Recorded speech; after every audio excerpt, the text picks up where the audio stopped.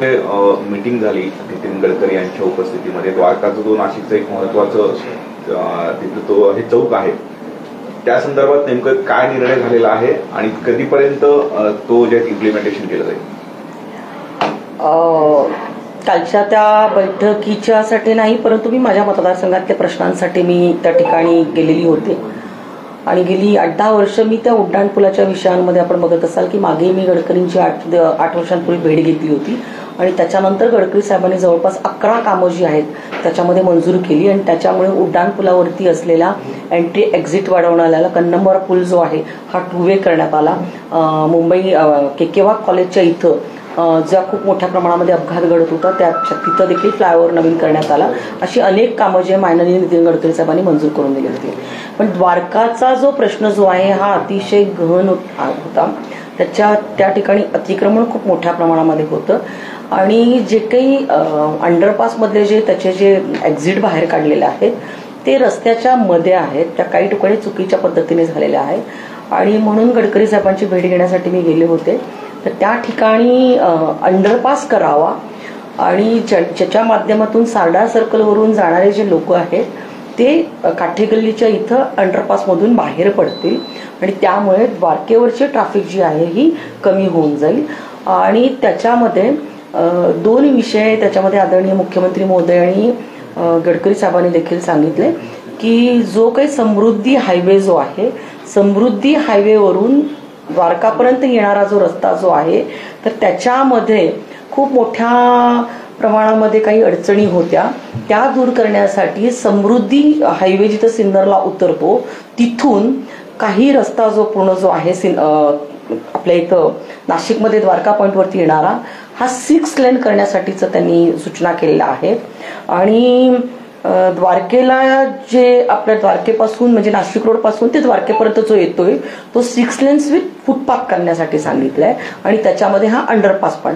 आणि त्याच्यामध्ये माननीय गडकरी साहेबांनी एक सूचना अशी केली की त्याच्यामध्ये कळंबोलीच्या धर्तीवरती हा जो द्वारका पॉइंट जो आहे त्याच्यामध्ये सुधारणा करण्यात यावी. अतिशय मोठ्या प्रमाणामध्ये ह्या ठिकाणी ट्रॅफिकचा खोळंबा होतो, नागरिकांना अनंत अडचणींना सामोरं जायला लागतंय आणि त्यामुळे काल माननीय मुख्यमंत्री महोदयांनी देखील सांगितलं की 2 टप्प्यामध्ये ही कामं केली जाणार आहे. एक तर सिंहस्थापूर्वी जे काम होऊ शकते तातडीने ते त्याच्यामध्ये काम केलं जाणार आहे आणि सिंहस्थाच्या नंतरचं.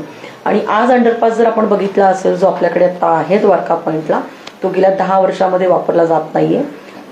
त्या ठिकाणी आता अनेक अवैध धंदे असतील किंवा त्याचा चुकीच्या पद्धतीने वापर देखील होतोय आणि अनेक नागरिकांच्या अशा सूचना होत्या की तिथून 2 व्हीलरसाठी सुरू करावं, पण ते टेक्निकली फिजिबल नाहीये, त्यामुळे तसं करता येणार नाहीये. आणि त्यामुळे हा अंडरपास काढून एक नव्याने अंडरपास जो आहे हा द्वारका पॉइंटवरती करून पुढच्या टप्प्यामध्ये जे काय आहे तिथं उड्डाण पूल वगैरे असतील आणि रस्त्याचं रुंदीकरण असेल ती कामं केली जाणार. कधी होणार ही कामं साधारणतः आणि हा अंडरपास होणार कुठून कुठे होणार, कसा असणार, काय थोडक्यात सांगा. आता त्याच्यावरती गडकरी साहेबांनी आता हा रस्ता जो होता आधी नॅशनल हायवेकडे होता, पण तो त्यांनी आता MSIDC कडे दिलेला आहे आणि माननीय MSIDCचे जे दीक्षित साहेब आहेत त्यांच्याकडे MDना त्यांनी ह्याचं सर्वेक्षण करून लवकरात लवकर 1-2 महिन्यामध्ये त्याचा DPR तयार करून त्यांना अहवाल जो आहे तो सादर करण्यासाठी सांगितलेला आहे. कुंभमेळ्याच्या आधी होणार की निश्चित स्वरूपामध्ये त्याच्यात ती काही कामं जी आहेत ती कुंभमेळ्याच्या आधी होणार आहे.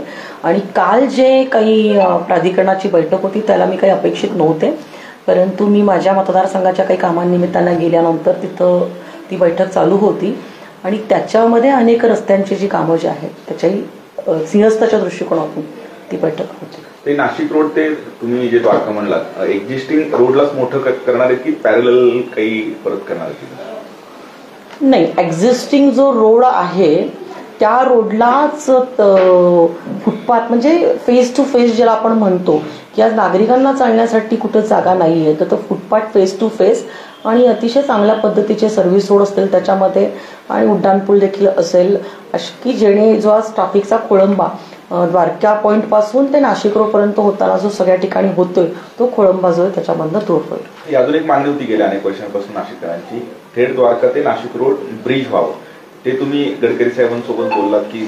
होय, त्या विषयासाठीच मी गडकरी साहेबांकडे द्वारका आणि तो पुलासाठी गेलेले होते त्यामुळे आता गडकरी साहेबांनी त्याच्यासाठी सूचना अधिकाऱ्यांना MSIDCला दिलेल्या आहेत आणि त्याच्यामध्ये म्हणजे जशा पद्धतीची गरज असेल ट्रॅफिकचं सर्वेक्षण करून, मग तो उड्डाण पूल असेल, त्याच्यामध्ये सर्व्हिस रोड असतील, भुयारी मार्ग असतील, ह्या सगळ्याच गोष्टी ज्या आहेत त्याच्यामध्ये केल्या जाणार आहेत.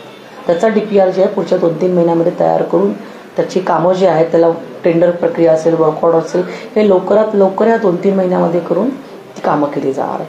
फक्त माननीय मुख्यमंत्री महोदय आणि गडकरी साहेबांनी एवढ्या सूचना त्याच्यामध्ये दिल्या ह्या द्वारका पॉईंट टू नाशिक रोडच्या विषयामध्ये, कारण सगळीच ट्रॅफिक ह्या ठिकाणून जाणार असल्या कारणाने जी कामं आता तातडीने ह्या 2 वर्षामध्ये पूर्ण होऊ शकतात ती तातडीने हाती घ्यायला सांगितलेले.